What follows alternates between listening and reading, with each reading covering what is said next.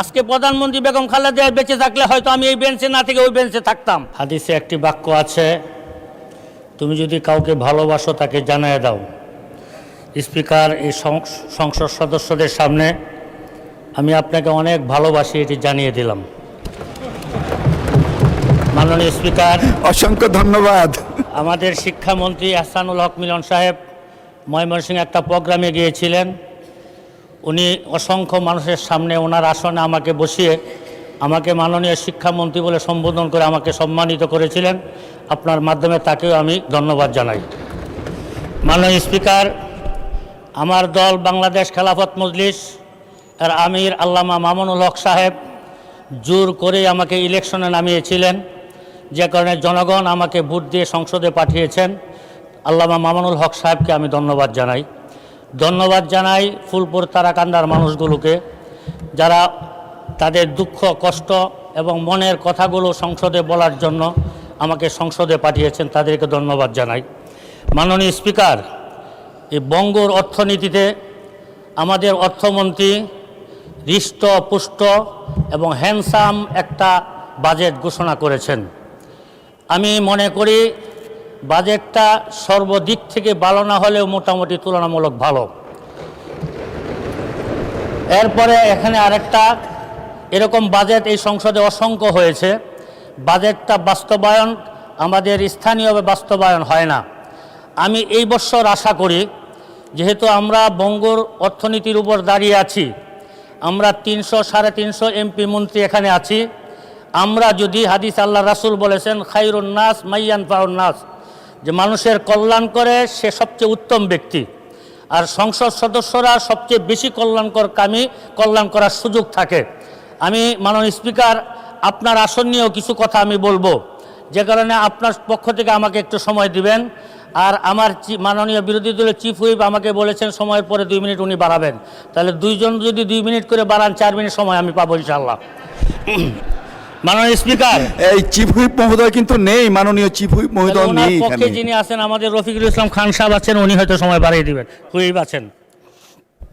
মাননীয় স্পিকার, যে অর্থনীতির উপর আমাদের এই দেশ দাঁড়িয়ে আছে, সেই অর্থনীতির উপরে সবচেয়ে বেশি লুটপাট হয়।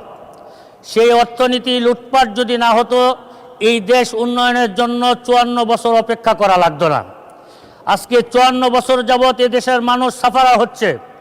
আমাদের এই দেশে যারা জনপ্রতিনিধি হয় এবং বিশেষ করে অনেক সরকারি কর্মচারী আছেন, যারা ঘুষ বাণিজ্য এবং অর্থ লুটপাটের সাথে জড়িত থাকার কারণে গত 17 বছরের ইতিহাস আপনার এবং আমাদের সামনে আছে। আমি এখানে যারা আছেন এই বছরের 350 এমপি মন্ত্রীদের কাছে অনুরোধ করব, 5টা বছর জনগণের জন্য আপনারা মেহনত করেন।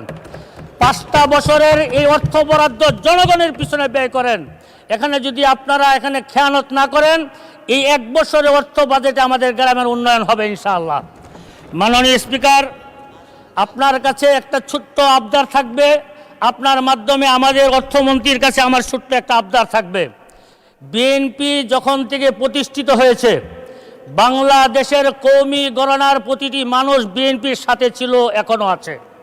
কিন্তু বিগত সময়ে কওমি গণনার কোনো মানুষদের নিয়ে কোনো বরাদ্দের কথা কখনো আসে নাই। এই বছর আমরা ভেবেছিলাম যে এই বছর যেহেতু বিএনপি ইসলামপন্থী দল, ইসলামে মূল্যবোধে বিশ্বাসী, তারা যেমন নৃগোষ্ঠীকে তারা অর্থনীতির বরাদ্দের মধ্যে এনেছে, কওমি অঙ্গনকেও তার বরাদ্দের মধ্যে আনবে। কিন্তু অত্যন্ত দুঃখের বিষয়, কওমি গণনার আলেম উলামা এবং সেই সমাজের মানুষগুলোকে তারা কোন গ্রহের মানুষ মনে করে, এটা আমার বুঝে আসে না মাননীয় স্পিকার। এই জন্য আমি অর্থমন্ত্রীর কাছে সবিনয় অনুরোধ করব যে কওমি গণনার আলেম উলামা ছাত্রদেরকেও আপনাদের এই অর্থ মন্ত্রণালয়ের একটা বাজেট দিয়ে তাদেরকে আপনাদের এই দেশ উন্নয়নের কাজে তাদেরকে কাজে লাগানোর ব্যবস্থা করা হোক। মাননীয় স্পিকার, আপনি যে অঞ্চলের এমপি, আমি আপনার কাছাকাছি এমপি, আপনার এলাকায় যত সমস্যা, সেই সমস্যা আমার এলাকাও। লক্ষ লক্ষ মানুষের শুধু একটাই ফোন আসে, এই বৃষ্টির দিন মানুষ কোথাও চলাচল করতে পারে না, প্রতিটা রাস্তাঘাটে হাঁটু পানি পর্যন্ত জমে যায়, রিক্সা উল্টে অনেক মানুষ অ্যাক্সিডেন্ট করে। মাননীয় স্পিকার, আমি আপনার কাছে আপনার মাধ্যমে অনুরোধ করব। মাননীয় সদস্য, সময় শেষ, তারপরেও 2 মিনিট দাবি করা হচ্ছে, 2 মিনিট বাড়িয়ে দেওয়া হলো। আর আপনার কনস্টিটিউন্সির উপর দিয়ে আমি যাই, একটা তো দায়বদ্ধতাও আছে, 2 মিনিট বাড়িয়ে দেওয়া হলো। আপনার পক্ষ থেকে 2 মিনিট চাই মাননীয় স্পিকার। গ্রামীণ অর্থনীতিকে আগে আনতে হলে রাস্তাঘাটের উন্নয়ন লাগবে। এই রাস্তাঘাটে আমার এলাকায় প্রায় 2 থানায় প্রায় 400 কিলোমিটার রাস্তা কাঁচা, যতটুকু পাকা আছে ওইটুকু অচলযোগ্য। আমি মাননীয় সড়ক যোগাযোগ মন্ত্রীর কাছে অনুরোধ করব যে আমার দিকে একটু নজর দিবেন এবং আমার এলাকার মানুষের চলাচলের একটা সুব্যবস্থা করে দিবেন ইনশাআল্লাহ। মাননীয় শিক্ষামন্ত্রীর কাছে বলবো, মাননীয় শিক্ষামন্ত্রী আপনি আমাকে অনেক ভালোবাসা দিয়েছেন, আমি আপনার প্রতি অনেক সন্তুষ্ট খুশি। আমাদের এলাকার যতগুলো স্কুল আছে, স্কুলের কোনো ভবন নাই, এখানে শিক্ষক নাই, তাদের ভালো ফ্যানের ব্যবস্থা নাই, কারেন্টের ব্যবস্থা নাই, বাচ্চারা লেখাপড়া করে অনেক কষ্টে।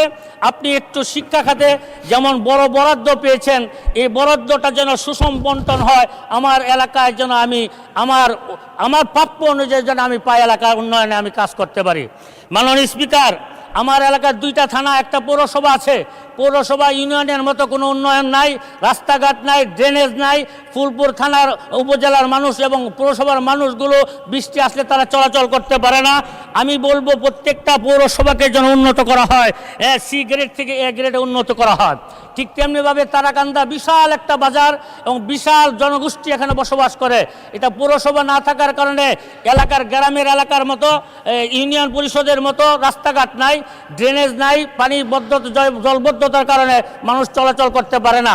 মাননীয় স্পিকার, আপনার মাধ্যমে তারাকান্দা যেমন উন্নয়ন চাই, ঠিক তেমনিভাবে তারাকান্দাকে পৌরসভা ঘোষণা করা হোক, এই আবেদন আমি আপনার মাধ্যমে জানাই।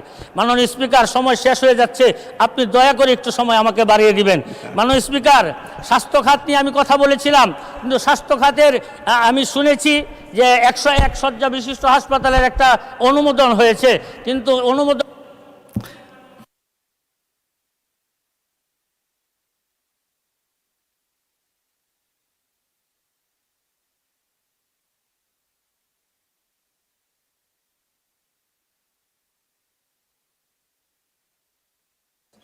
ডান দিক থেকেও চাচ্ছেন আপনার জন্য 1 মিনিট।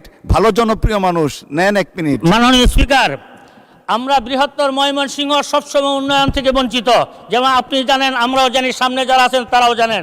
আজকে প্রধানমন্ত্রী বেগম খালেদা জিয়া বেঁচে থাকলে হয়তো আমি এই বেঞ্চে না থেকে ওই বেঞ্চে থাকতাম। তা আমি আপনাকে আমাদের অভিভাবক মনে করি। আপনি অভিভাবক হয়ে আমাদের বৃহত্তর ময়মনসিংহ উন্নয়নে আমাদেরকে অবদান রাখার সুযোগ দেবেন ইনশাআল্লাহ। সাথে সাথে গতকালকে একটা সংবাদ পাইলাম যে ময়মনসিংহ থেকে শেরপুরের রেল লাইনের একটা অনুমোদন পাস হয়েছে। আমি আপনার মাধ্যমে রেলমন্ত্রীর কাছে অনুরোধ করব, এই রাস্তাটা যেন জামালপুর থেকে শেরপুর না হয়ে ময়মনসিংহ, তারাকান্দা, ফুলপুর, হালুয়াঘাট হয়ে শেরপুর হয়, তাহলে লক্ষ লক্ষ মানুষের উপকার হবে। মাননীয় স্পিকার, আপনাকে অসংখ্য ধন্যবাদ। আপনার পক্ষ থেকে 1 মিনিট সময় দিয়েছেন, এটা আমার জন্য লাখ মিনিট। আল্লাহ পাক আপনাকে সুস্থ রাখুন, ভালো রাখুন। আসসালামু আলাইকুম ওয়া রাহমাতুল্লাহি ওয়া বারাকাতুহু। অসংখ্য ধন্যবাদ মাননীয় সদস্য।